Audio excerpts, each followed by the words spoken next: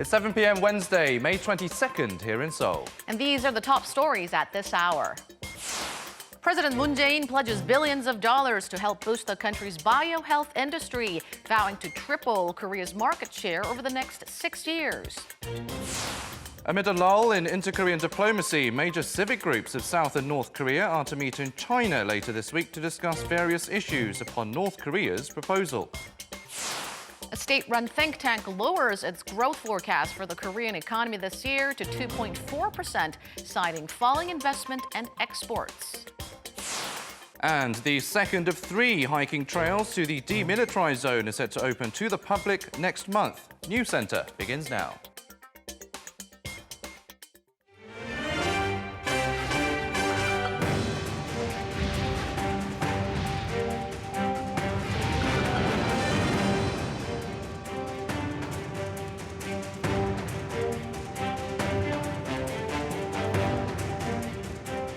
Good evening and welcome to Arirang News Center. I'm Han-dan in Seoul. And I'm Roh Moo-hyun. Thank you as always for joining us this evening. We begin with President Moon Jae-in's ambitious vision to foster Korea's biohealth industry as a global leader. Making a visit to Osong, dubbed the heart of the country's biotechnology research, the president laid out plans while promising multi-billion-dollar support to further develop the biohealth sector. Arirang's chief political correspondent Shin Se-min has our top story. President Moon Jae-in says he's rolling up his sleeves to make the country's biohealth industry a global leader. Visiting Osong, Gangwon-do Province, also known as the nation's heart of biotechnology research, President Moon announced his vision for cultivating the industry to account for 6% of the global market share and exports to hit $50 billion by 2030. 지금 우리에게는 바이오 헬스 세계 시장을 앞서갈 최적의 기회입니다. 멀지 않아 블록버스터급 국산 신약도 나올 것입니다. 제약과 생명공학 산업이 우리 경제를 이끌어갈 시대도 멀지 않았습니다. Calling it a young industry, the president pressed the importance of R&D in the sector, saying that it will sway the success of the industry and the global market. He promised full governmental backing in churning out talent and technical skills. 정부 R&D를 2025년까지 연간 4조 원 이상으로 확대하고 스케일업 전용 펀드를 통해 향후 5년간 2조 원 이상을 바이오 헬스 분야에 투자하겠습니다. The Scale Up Fund is aimed at raising the government's annual venture investment by $10 billion by 2022. President Moon added that the government will back the fostering of an innovative ecosystem by allowing SMEs and venture firms to develop their own technical skills and produce and release into the market. Most recently, Korea's push for upping its medical exports to the EU received backing by making it onto the pharmaceutical whitelist. The country is now being recognized as having medicine-related production and supervision standards on par with those of European member nations.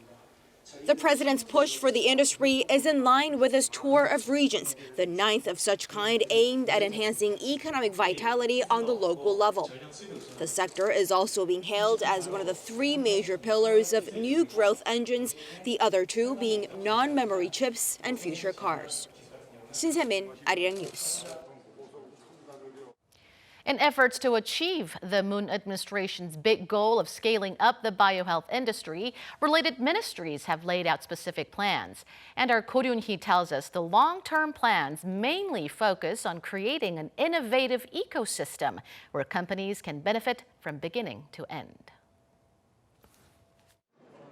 The South Korean government believes big data is the key to fostering the biohealth industry. Science and economy-related ministries announced on Wednesday that local companies in the field will be supported from production to selling. And the first step, which is technical development, involves big data. The ministries aim to collect medical information on around 1 million people by 2029, such as information on patients suffering from cancer. Through this, the government expects to not only find out the cause of rare and incurable diseases, but also develop new medicine. Officials will manage collected data by designating data-centered hospitals. Artificial intelligence will also be used to come up with a platform for the development of new medicine, which is expected to cut costs and save time. The government aims to speed up the entire process by shortening the approval process for medicine and medical devices and providing startups with networking opportunities. As for why the industry should be fostered at this time, ministries pointed out that its growth forecast until 2030 is brighter than other traditional sectors such as auto, and the number of jobs has also increased. People working in the biohealth industry welcome the news, saying that they will support the government's plan of boosting the economy. 고른이 아리랑 뉴스. Exchanges between the two Koreas, both on government and civic level, came to a halt since the breakdown of the Hanoi summit in February. But that's about to change. Major civic groups of South and North Korea are set to meet later this week in China upon North Korea's request to discuss a joint inter-Korean event and more. Our Oh Jung-hee at the Unification Ministry for us. Civic groups from South and North Korea are set to meet for the first time since the North Korea-US summit in Hanoi. That's according to the South Korean Committee for Implementation of the June 15th Joint Declaration. That committee and two South Korean civic groups, the Korean Council for Reconciliation and Cooperation and the Movement for One Korea, will meet this week with their North Korean counterparts in the Chinese city of Shenyang. They'll be discussing holding a joint event to celebrate the anniversary of June 15th summit, the first ever inter-Korean summit held back in 2000. A high-level South Korean government official had said on Tuesday that Seoul is looking forward to hearing what the North has to say about the event. Also likely to be discussed are bringing back from Japan the remains of Koreans forced to work there during Japan's colonial rule of Korea and the provision of humanitarian aid. The North called for this meeting. It had been unresponsive in terms of civic exchanges with the South after the Hanoi summit, but earlier this month it sent a letter to South Korean civic groups calling for cooperation to achieve peace and prosperity. The meeting also comes after Pyongyang changed the head of its United Front department from top nuclear negotiator Kim Yong-chol to Jang Kim-chol, who used to be involved in civic exchanges with the South. This will be the first time for South Korea to be in direct contact with the North since February, so the government is also watching keenly. Oh Jung-hee, Arirang News. Now to the escalating Pyongyang-Washington tensions over the seizing of a North Korean cargo ship. North Korea's top envoy to the United Nations has renewed his call on the U.S. to quickly return the cargo ship, labeling the move as an unlawful and outrageous act. Our Lee Ji-won has the latest. North Korea's ambassador to the UN, Kim Sung, held a rare news conference Tuesday at UN headquarters in New York, where he said Washington's seizure of the North Korean cargo ship, called the Wise Honest, was unlawful. The United States has committed unlawful and outrageous acts of dispossessing our cargo ship Wise Honest by forcibly taking it to the American Samoa under the pretext of unilateral sanctions and violation of its domestic law. We are condemning in strongest terms this act of dispossessing of our cargo ship. Earlier this month, the Justice Department announced it had seized the ship on suspicion of violating U.S. domestic law and international sanctions by smuggling coal, the first direct seizure of a North Korean ship by American authorities. The ship had been detained before in Indonesia in April 2018. In Tuesday's presser, the North Korean ambassador also called for the ship's immediate return. Last week, Kim had sent a letter to UN Secretary General Antonio Guterres, in which he similarly claimed the unilateral U.S. sanctions go against the UN Charter and international law. Responding to the press conference, a U.S. State Department official reportedly said the international sanctions remain in place and are to be enforced by all UN members. According to Voice of America, the official said the U.S. remains open to diplomatic negotiations with Pyongyang to make further progress on its promise to denuclearize. Some think the North's appeal to the UN is not simply about the legality of the ship's detention, but the bigger picture of talks with the US.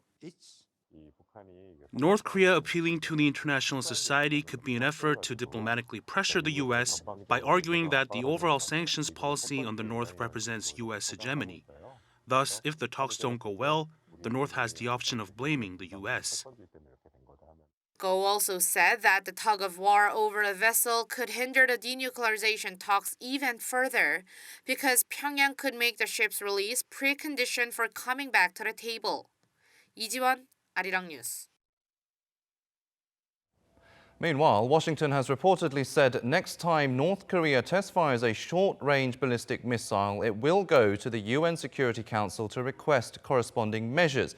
According to Japan's Tokyo Shimbun, citing a source familiar with US-Japan relations, that's what the US delegation said earlier this month at a closed-door meeting of UN Security Council members. Another test firing of missiles by the North would likely trigger a press statement by the UNSC criticizing the North and, depending on the threat level, another resolution condemning Pyongyang.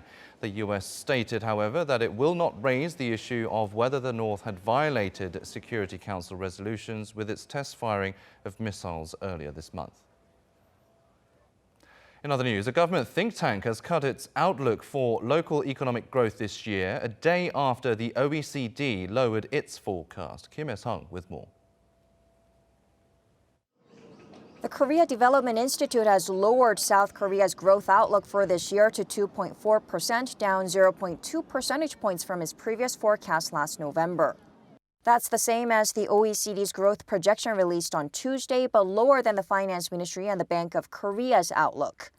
The KDI said in its Economic Outlook report Wednesday that on top of falling investment, declining exports is also weighing on the local economy. Global economic growth has slowed down rapidly, hurting Korea's export growth. The local economy relies heavily on exports. If exports fall, domestic demand will also be affected. The growth in exports has fallen for 5 consecutive months since last December due to falling chip exports and weakening demand from China. Between May 1st and 20th, exports fell more than 10% on year, making it likely the downward trend is set to mark a 6-month streak. The KDI pointed to the ongoing U.S.-China trade dispute and a turnaround in chip exports as 2 key factors that could affect Korea's economic growth and forecast total export growth of 1.6% for 2019. It also forecasts domestic demand to slow down and facilities and construction investment to contract more than 4% this year on slowing semiconductor investment and falling demand in the housing construction sector. The think tank expected job growth for this year to record 200,000, up from 150,000 people last year, thanks to the government's job creation policies. The unemployment rate is forecast to stay similar to last year's at 3.9%. The KDI pointed to the side effect of the minimum wage hike and the 52-hour work week as short-term risk factors. It recommended an expansionary fiscal and monetary policy in the short run and strengthening the social safety net and raising productivity in the mid to long term to support the local economy. Kim Hae-sung, Arirang News. The United States is reportedly considering limiting a Chinese video surveillance firm's ability to buy American technology. But the Chinese ambassador to the U.S. says Beijing is willing to resume trade talks with Washington. Yoon Jung-min reports. According to the New York Times, the U.S. is considering blacklisting Chinese video surveillance firm Hikvision to limit the company's ability to buy from American firms. To sell components to companies on the blacklist, U.S. businesses have to get government approval. Hikvision supplies audiovisual equipment often used in China to monitor the public, most notoriously Muslims in the western region of Xinjiang. Lawmakers in the U.S. have been calling for tighter controls on exports to Chinese surveillance companies, saying they might use American products to violate people's rights. China has said that its surveillance is meant to protect people from Islamist militants. The possible blacklisting of Hikvision is in line with U.S. moves to keep Chinese information technology in check due to growing concerns about security, such as the recent blacklisting of Huawei. Meanwhile, in an interview with Fox News, the Chinese ambassador to the U.S. said Beijing is still open to talks and that the door is still open. But he also said the U.S. keeps changing its mind and that it had abruptly backed away from some previous deals tentatively reached over the past year. Yoon Jung-min, Arirang News. Meanwhile, China appears to have a new card to play as leverage rare earth materials. And as our Kim Mo-hyun explains, she explains what these are and how they could impact the US-China trade dispute.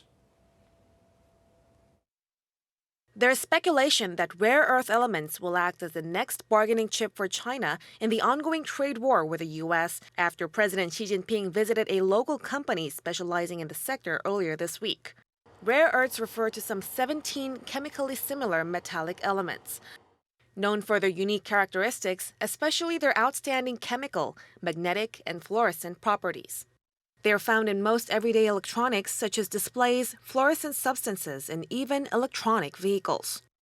China is the largest source of the minerals, producing more than 90% of the world's supply, making its dominance clear-cut. Though Washington is also capable of producing a relatively small amount, it relies on China for 80% of its rare earths imports, making the sector an obvious source of leverage for Beijing. In 2010, China banned all of its rare earths exports to Japan following a territorial dispute during which a Chinese fishing boat captain was detained by Tokyo. Japan quickly released the captain. But the case was later brought to the World Trade Organization, resulting in a torrent of Chinese rare earth exports into the market and an inevitable collapse in prices. On Beijing's trade dispute with the U.S., pundits say Xi Jinping's visit to the local rare earths factory could be a strategic warning that it's considering playing the rare earths card once again. However, a trade expert says the possibility of this actually happening is quite low. Definitely, Xi Jinping's visit was a deliberate act to show such possibility. Since the U.S. pulled strings through tariffs, this could be China's way of reacting. But I think chances are slim because China is well aware that if they ban rare earth exports, it would only worsen the situation for both sides.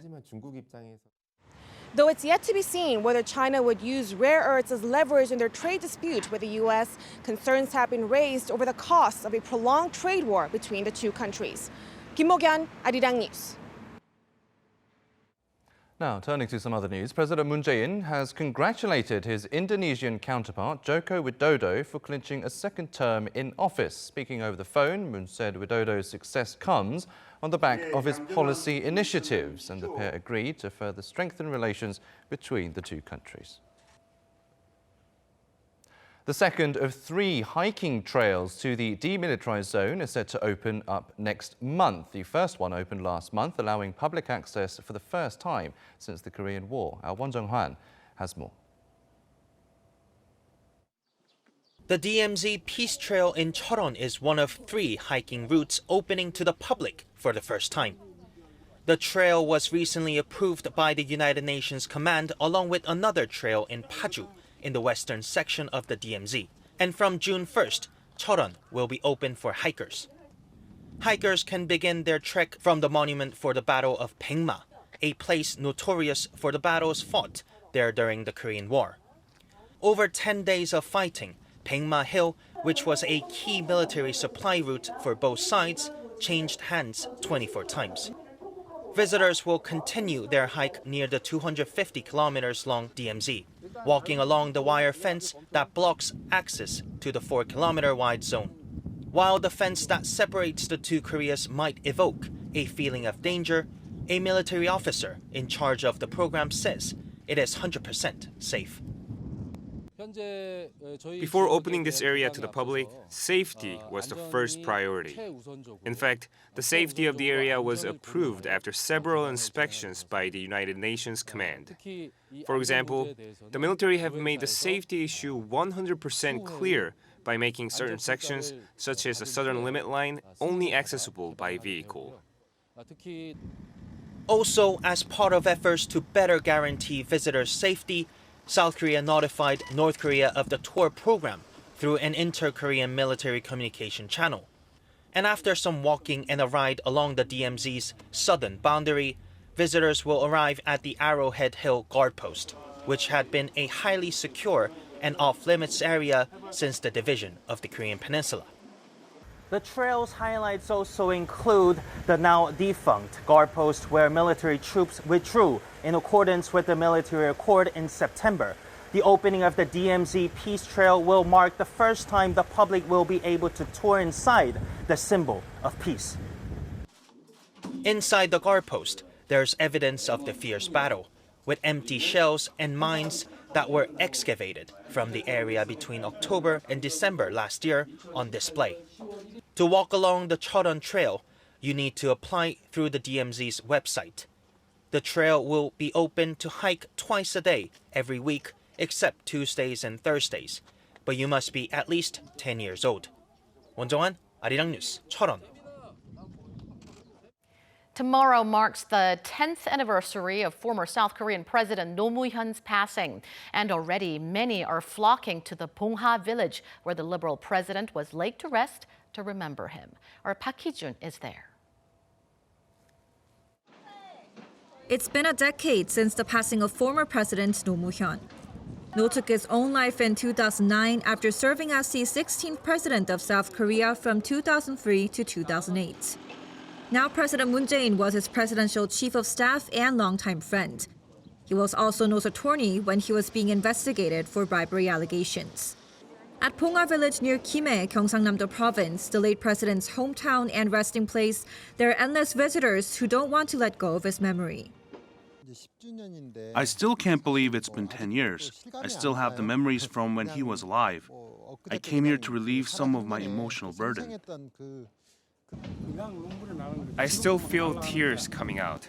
Commoners like us liked a world where we could say what we wanted to say. That was possible because we had someone like him. Even his private residence is full of visitors to mark the 10th anniversary. Roh used to greet guests a dozen times a day. Although he can no longer do so, the residence has been open to the public since May last year. Tracing his course of life at his home, I can experience what kind of life he lived. And to mark the 10th anniversary of his passing, a memorial service will be held here at his grave on Thursday, the 23rd. Around 5,000 people are expected to attend the ceremony to remember and honor the late President Roh Moo-hyun. Among the attendees is former U.S. President George W. Bush, Roh's counterpart during his term. Prime Minister Lee Nak-yeon and National Assembly Speaker Moon Hee-sang will also attend the event. Hikvision, Arirang News, Gimhae. Among the people remembering the late former President Roh Moo-hyun is none other than former U.S. President George W. Bush. He arrived at Gimpo Airport this afternoon to attend tomorrow's memorial service for the 10th anniversary of the death of former President Roh. Upon his arrival, Bush waved to reporters, briefly mentioning that Roh was his friend. Bush will be delivering a eulogy at the memorial tomorrow while also delivering a portrait of the late president that he painted himself to Roh's family. He's scheduled to return home right after the ceremony on Thursday. Korea is well known as a destination for the so-called medical tourism. Most come for plastic surgery, but it's expanding to all kinds of things, even traditional Korean medicine, as our Cheorwon reports. Roughly 400,000 medical tourists came to South Korea for procedures last year. While most came for plastic surgery, about 22,000 people came to avail of Korean medicine, marking the second highest increase of foreign patients annually. Among the most popular treatments is acupuncture, which is believed to stimulate blood flow and help the body heal. In addition to acupuncture treatment, many foreign patients come here for chuna treatment, a traditional Korean way of correcting a patient's spine. Chuna looks similar to physical therapy done by Western therapists, but is different in that the doctors practicing Korean medicine gently apply pressure to specific points of the spine to restore balance to the body's bones. I'm totally satisfied. I regularly come to the hospital for the treatment, and every time I receive it, I feel better. The effect of the treatment is noticeable. Patients say they heard about the Korean medicine from their family and friends. Some say they chose Korean medicine over Western because they were skeptical of their local hospitals. In Mongolia, local doctors recommended surgery, and my family was worried. But I heard that Korean medicine offers ways to soothe the pain, so I came to receive the treatment here. Now I'm satisfied and thankful. Korean doctors aren't the only ones who practice the ancient tradition. The language barrier is much more easy to be overcome, and I do understand the Western people way of thinking, so I can explain as they can understand. Not the Korean way, but let's call it an international way of explanation. So it's for them much more easier to understand what I mean. And then it's more easier to follow the treatment. The number of foreign patients coming to Korea has been on the rise for almost a decade now, and it seems those seeking out Korean medicine as an alternative to surgery is also likely to continue to increase. 최시영, Arirang News. With May being the family month here in Korea, we now turn to multicultural families who face numerous difficulties living in the country. And the government has been stepping up efforts to make things better for such families. Kan Young-woo has the story. Despite the increase in multicultural families who've been in South Korea for more than 10 years, more are feeling lonely. According to the Ministry of Gender Equality and Families research earlier this month, about 24% of respondents picked loneliness as one of the difficulties they face living in South Korea, an increase of some 5 percentage points from 3 years ago. Because they moved to Korea from another country, some shrink to a degree. Plus, Koreans don't have the highest level of acceptance, and it leads to different actions in front of the immigrants than in front of Koreans. Experts say the longer multicultural families live in Korea, the less the language barrier affects them. But to tackle loneliness, the public and private sector should work together to give them chances to spend more time with Koreans to provide a better social infrastructure. With the number of multicultural families increasing and becoming a bigger part of our society, the government has come up with a range of policies to help them feel at home. Meet Nidia Amenta Diaz Ortega. She moved from Honduras 10 years ago and has been working at a multicultural family support center in Seoul since March. The government has not only been expanding job opportunities, but also setting up support centers to make sure multicultural families can integrate into Korean society. 한국 진짜 너무 예뻐요. 와서 여기 특히 저기 멀리 있는 나라에서 그 느낌, 그 문화도 엄청 달라요. 그래서 뭐 그런 문화, 그런 경험 할 수 있어서 오면 너무 좋아할 것 같아요. For any foreigners living in Korea or thinking about moving to Korea, more information on how to seek help or what kind of support is available can be found on the Danuri website in 13 different languages. Kan Young-woo, Arirang News. A top security expert at the UN has warned that the risk of nuclear war is at its highest since World War II. Renata Duan, the head of the UN Institute for Disarmament Research, says the arms control landscape is changing, partly due to strategic competition between the US and China. She urged the UN Security Council to treat what she called the urgent issue more seriously. Disarmament talks have been in limbo for the past 2 decades as major nuclear powers such as the US and China have been opposed to a prohibition treaty. Labour Minister Lee Jae-gap says the government plans to ask Parliament to approve 3 of 4 key conventions of the International Labour Organization. His comments today came ahead of a planned revision to the country's labour law. He added his ministry is aiming to submit the motion to the National Assembly in September. South Korea joined the ILO in 1991, but has yet to ratify key conventions, including those on freedom of association and on forced labour. The average amount of household debt in Korea grew in the first quarter, but the rate of increase has slowed down. The Bank of Korea says household debt grew to $1.3 trillion, a 5% on-year rise. The on-year growth rate hit a record 11.6% back in 2016, but has since been slowing down, mainly thanks to the government's tighter lending regulations. Chipmaker SK Hynix has ranked the highest among 500 major South Korean companies for its management. The ranking by Corporate Tracker CEO Score covered areas such as sales, global competitiveness and job creation. SK Hynix scored 713 out of 800 thanks to the firm's high sales growth. Naver came second, followed by Samsung Electronics. That has been your 3-minute news flash.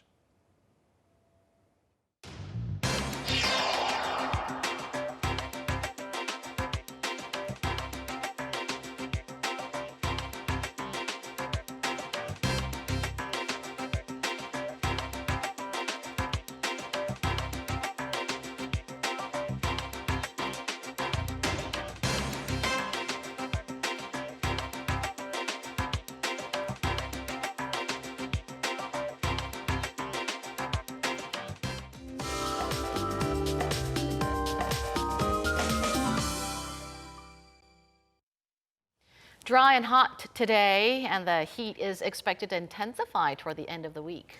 That's right, and let's get more from Michelle Park, who is at the Weather Center. Michelle, what's the latest? Good evening, guys. Now, Seoul's mercury topped just over 26 degrees Celsius this afternoon. And as of now, portions of Gangwon-do Province, such as Daegu, have been issued with heat wave advisories to take effect at 11 a.m. Thursday. Now, it's the second heat-related alert this year, following the one issued for Gwangju last week. And also, dry weather alerts have been expanded to more areas along the southern coast due to the strong gusty winds. Now, Jeju was issued with its first ozone alert today ever since the air pollution warning system was implemented in 2015. Now, there won't be too much difference tomorrow as the dome of high pressure will strengthen, enhancing the hot and sunny and dry weather as well pattern along the Northeast Asia. Now, our morning lows are still in the mid to high teens tomorrow. Seoul will be kicking off the morning at 14 degrees Celsius, while Busan and Jeju will hit up to 18 and 19 degrees respectively. The highs will be about 2 to 8 degrees higher than the seasonal average. Seoul will rising up to 29 degrees, while Daegu and Gyeongju will reach up into the 30s. The heat is likely to reach its peak on Friday, and it will stay hot through the weekend before rain on Monday. I'll leave you with the weather conditions around the world.